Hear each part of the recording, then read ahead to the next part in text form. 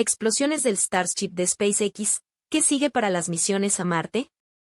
Sumérgete en los últimos fracasos de los vuelos de prueba del Starship de SpaceX y su impacto en las futuras misiones a Marte. Welcome back, everybody. I know we're all kind of reeling still from that SpaceX Starship test flight and what it all means for, well, getting humans to Mars someday. And then on top of that, we have astronauts that are stuck on the ISS thanks to a whole other spacecraft having issues. It's a lot to take in. Yeah, no kidding. It's definitely been a crazy week for space news. So let's just jump right in, shall we? Sounds good to me. Okay, so anyone out there who may have, missed the latest news, can we just rewind for a sec? Remind us what exactly happened with this Starship launch. Sure. So this was Starship's 8th test flight, and it launched from Texas. And at first, things seemed okay, that massive super heavy booster did what it was supposed to do. It separated and then landed back on Earth. Oh, that's the giant first stage rocket, right? The one that gives Starship that initial push to get off the Earth. Exactly, yeah. But then about 9 minutes into the flight, the Starship upper stage, so that's the part that actually carries the payload, it started having engine problems. And this is the second test flight in a row where the same kind of thing has happened, right? Yeah, unfortunately, just like what happened back in January, that Starship upper stage, it lost control and it basically just started tumbling. SpaceX lost signal, and then, a little while after that, it exploded over the Gulf of Mexico. Wow. Definitely not the kind of fireworks show anybody was hoping for. So how big of a setback is this for SpaceX? I mean, 2 explosions in a row, that can't be good for their timeline. No, not at all. It definitely throws a wrench in their plans. They want to use Starship for all sorts of things, like missions to the moon, colonizing Mars, even point-to-point travel here on Earth someday. But before any of that can happen, they need to figure out why these upper stage engines keep failing. And it's not just SpaceX that's affected by this, is it? Didn't NASA pick Starship to be the lander for their Artemis III mission? The one that's supposed to, finally put humans back on the moon? Yep, that's right. NASA has, huge plans for Starship. They're depending on it to, get astronauts down to the surface of the moon. So every time Starship gets delayed, it pushes back those moon landing goals, too, which are pretty ambitious to begin with. Well, speaking of delays, I bet this whole thing with Starship exploding has got to have people worried about those astronauts that are stuck on the ISS right now. It's because of problems with the Boeing Starliner, right? That was supposed to bring them back, but now what happens? Well, the good news is that the Starliner issue and this Starship explosion are totally separate things. The astronauts on the ISS are safe and sound, and their return is already scheduled for later this month, late March 2025, on a different SpaceX spacecraft, the Crew Dragon. Okay, so let's talk about Crew Dragon for a minute. It seems like it's SpaceX's reliable workhorse, quietly doing its job while Starship gets all the attention. Can you give us a quick rundown of what makes Crew Dragon so reliable? Well, Crew Dragon is essentially a capsule, and it's designed just to take astronauts to and from low Earth orbit. It's been working for a while now to taking crews back and forth to the ISS. It's part of NASA's Commercial Crew Program. And it launches on a Falcon 9 rocket, which is another success story for SpaceX. Crew Dragon has gone through a ton of testing. It has all these built-in safety features, and most importantly, it just has a perfect track record. No issues at all. So while Starship is all about, pushing those boundaries of space exploration, Crew Dragon is the one we can actually count on right now to get our astronauts home safe. That's kind of ironic when you think about it. Yeah, it is. It really shows how complex space travel is. You're always trying to find that balance between ambition and innovation. And you always, you need safety and reliability, especially when there are people involved. Lives are at stake. It really makes you think about SpaceX's whole approach to this, doesn't it? They've been really loud about this rapid iterative development idea, like build fast, test it out, blow things up, learn from it, and just do it all over again. Yeah, I was going to ask about that. It seems like it works well for them, in some areas. But with Starship, it feels like they're running into the same problem over and over. I mean, is that strategy really the best way to do something as complicated as Starship? That's a good question. I mean, you have 2 explosions in a row with, the same basic failure. It kind of seems like there's something wrong with the design, a fundamental issue that they haven't figured out yet.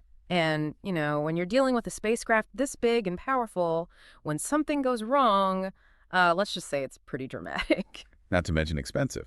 Yeah. I'm sure each one of those Starships costs a fortune to build. Absolutely. And that's where you get into the whole taxpayer funding thing, too. SpaceX is a private company, but they get a lot of money from government contracts. including a big chunk of change from NASA for the Artemis program.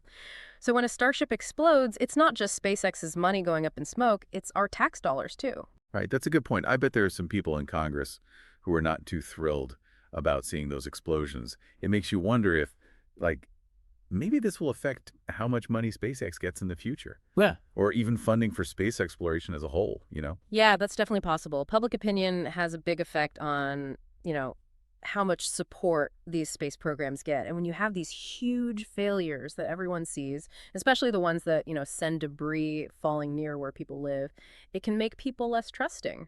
And they start wondering if it's worth the risk and the cost, too. Right, that's a good point.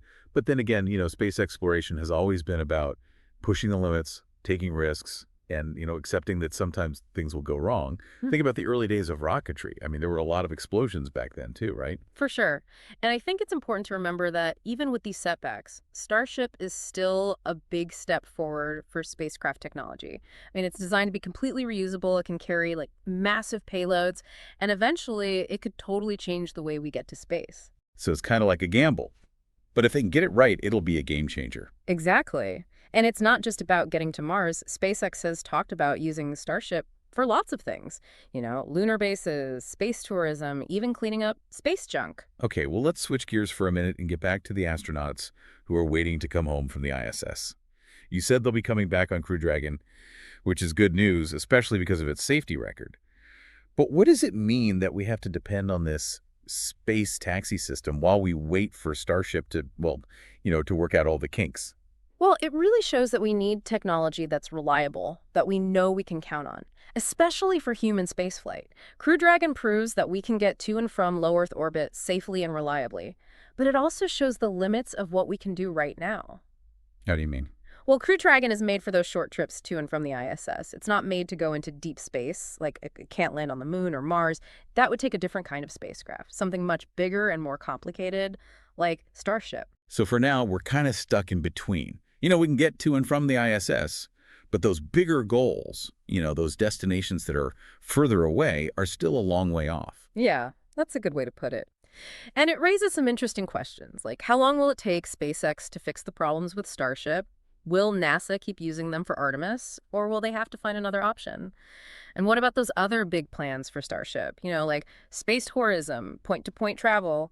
Are those on hold now? Who knows? Yeah, a lot of unknowns right now. But it just shows that space exploration takes a long time, and you have to expect the unexpected. It definitely does. And it takes patience, too. And, you can't give up. And a little bit of optimism never hurts. Because even with these problems, there's still so much to be excited about. I mean, the James Webb Space Telescope is sending back these incredible pictures from deep space. The Mars rovers are still exploring, and we have all these new astronauts who want to push the limits of what humans can do in space. Well, speaking of pushing limits, this whole thing with Starship makes you wonder about, the future of humans in space. Elon Musk has said he wants us to be a multi-planetary species, colonizing Mars, all that. But if we can't even get a rocket to orbit without it blowing up, is that all just, a pipe dream? That's a great question. And I think the answer depends on how you look at those long-term goals. Are they actual plans with a specific timeline, or are they more like an idea, something that pushes us to develop new technology and see what's out there? Yeah, probably a little bit both. But realistically, if we're talking about having people living on Mars permanently, that's still decades away, even if everything goes perfectly. And we've got a lot of problems to solve here on Earth before we can even think about colonizing another planet. I agree. And I think it's important to have these conversations to really think about the pros and cons of these space projects, because at the end of the day, space exploration is really a reflection of what it means to be human, our curiosity, our creativity, our need to understand where we fit in the universe. And like anything we do as humans, comes with risks and rewards, and a lot of unknowns. It's definitely a fascinating topic. But before we get too philosophical, there's one last question I've been thinking about. I'm listening. What is it? So, with these Starship explosions happening so close together, it makes you wonder, how much failure is okay when we're talking about, space exploration? Is there a point where the risks are just too much? That's a really tough question.